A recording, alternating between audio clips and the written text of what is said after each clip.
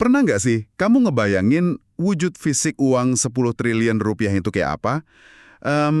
Bayangin tumpukan uang pecahan 100 ribuan disusun sampai tingginya lebih dari 2 meter. Bener-bener ngebentang, apa ya, kayak piramida raksasa. Iya, dan Nah, dan ini bukan disembunyiin di berangkas baja rahasia loh, tapi terpampang nyata di dalam gedung Kejaksaan Agung pada 13 Mei 2026. Uang triliunan ini dibungkus plastik transparan, lengkap pakai label Bank Mandiri, BRI, sama BCA. wah, ngelihat pemandangan yang sekilas mirip adegan klimaks di film perampokan kasino, itu misi kita di sesi bedah tuntas hari ini adalah membongkar detail krusialnya. Benar. Yaitu dari mana sih gunungan uang ini berasal, terus mekanisme apa yang bisa memaksa uang sebanyak itu kembali ke negara, dan apa makna di balik penyitaan aset masif ini buat kita semua? Secara logis, kan ini bikin kita mikir ya, gimana caranya sebuah satuan tugas bisa tiba-tiba numpuk uang tunai 10,27 triliun rupiah dalam satu waktu? Iya, pasti mikirnya ini dari satu operasi. Nah, iya. Apakah ini murni hasil penggerebekan mendadak semalam suntuk? Sama sekali bukan dari satu operasi mendadak kok. Gunungan uang ini tuh hasil pelacakan sistematis dari Satgas Penertiban Kawasan Hutan atau Satgas PKH untuk tahap 7. Oh, tahap 7. Betul. Jadi mereka tuh nggak sekedar nyita uang di lapangan, tapi ngitung ulang kerugian negara yang selama ini tak tertagih. Komponen terbesarnya itu denda administratif sebesar 3,4 triliun rupiah. Gila ya, dendanya aja lebih dari 3 triliun. Belum lagi ditambah penerimaan negara bukan pajak atau PNBB dan setoran pajak yang selama ini mandek. Oke, mari kita terjemahin istilah birokrasinya nih, biar kamu yang dengerin lebih paham. Denda administratif sama PNBP. Ini pada dasarnya berarti negara narik paksa hak atas hasil bumi yang udah dikeruk tanpa izin, gitu kan? Yap, tepat banget. Pertanyaannya, gimana tuh mekanisme pelacakannya sampai mereka bisa nemu angka triliunan begini? Jadi gini cara kerjanya di lapangan. Selama bertahun-tahun, banyak perusahaan kelapa sawit atau tambang yang beroperasi ngelewatin batas izin konsesi mereka. Atau bahkan merambah masuk ke kawasan hutan lindung kan? Nah, itu dia, masuk tanpa prosedur yang sah.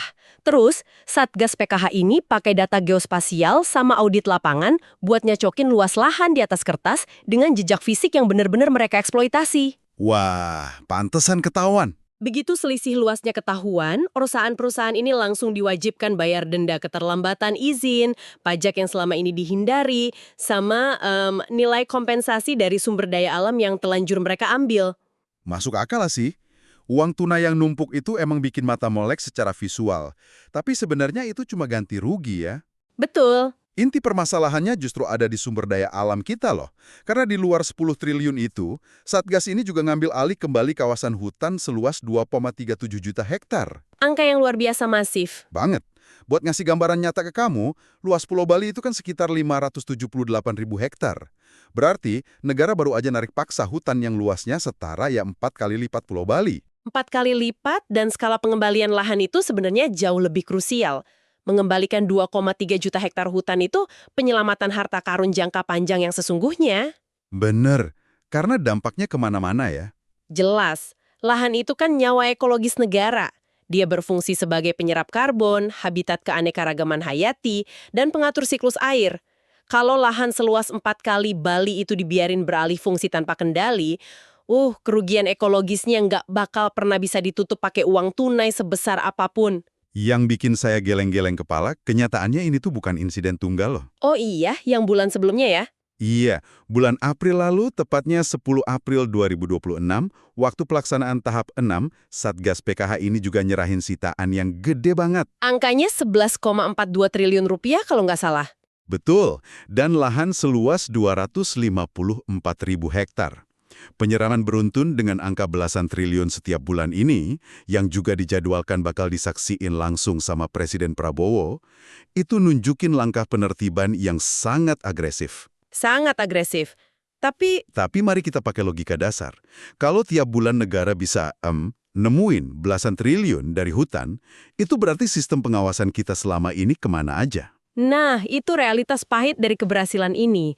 Penertiban agresif ini emang langkah perbaikan tata kelola skala raksasa, tapi di sisi lain, ini ngebuktiin betapa sistemiknya celah eksploitasi ilegal di masa lalu. Berarti ada pembiaran yang parah ya? Iya, ada ketidaksinkronan data antar kementerian, terus lemahnya pemantauan di tingkat lapangan, sampai celah regulasi di daerah.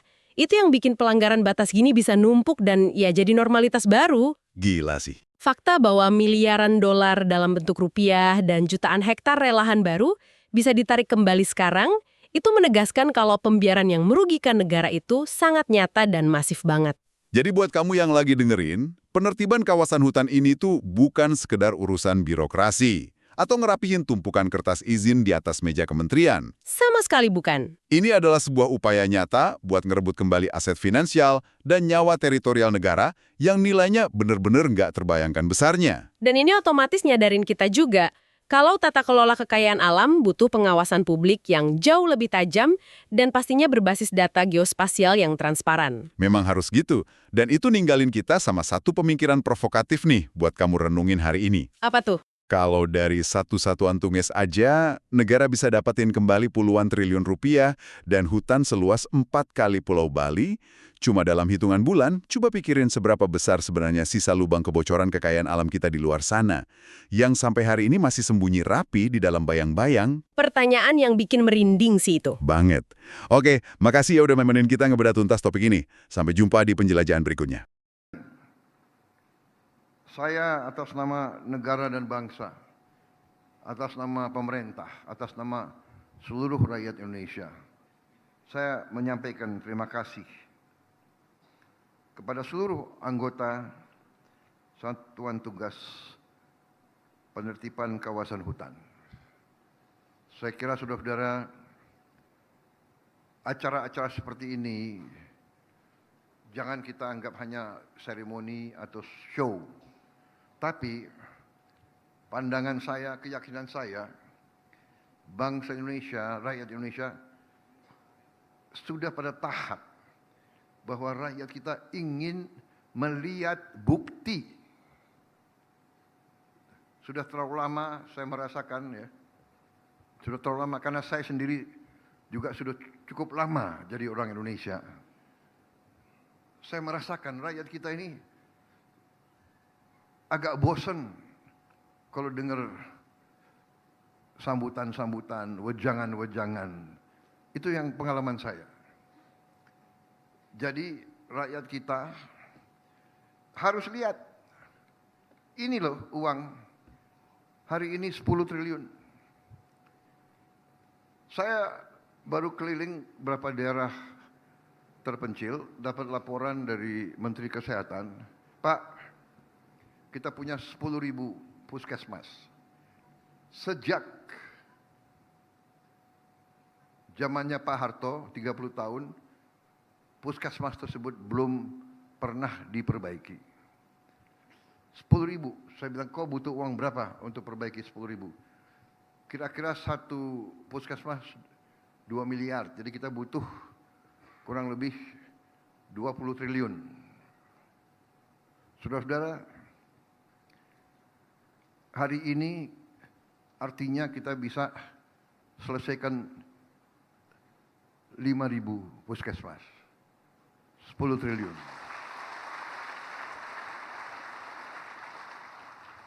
Kalau bulan depan benar yang masuk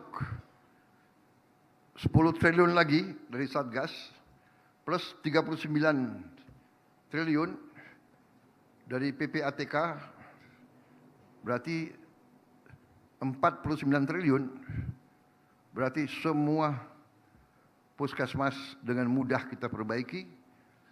Sekolah-sekolah yang belum diperbaiki bisa segera kita perbaiki. Di APBN tahun lalu kita sudah perbaiki 17.000 sekolah. Tahun ini sedang kita perbaiki 70.000 sekolah. Tahun depan kita akan perbaiki 100.000, tahun depan lagi 100.000, dan tahun depannya lagi kita juga selesaikan nanti semua madrasah dan sebagainya yang akan kita perbaiki. Semuanya kita perbaiki dengan uang-uang yang kalau tidak kita selamatkan, uang-uang tersebut akan hilang dimakan para koruptor dan para maling-maling dan perampok-perampok tersebut. Jadi saudara-saudara, sekali lagi pekerjaan yang saudara laksanakan dilaksanakan oleh Satgas PKH, Kejaksaan, Kepolisian, TNI,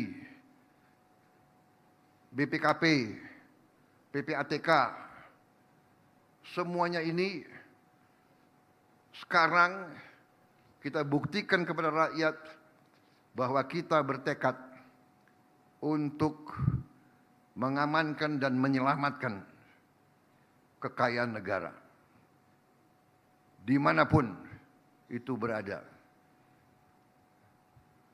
Bumi dan air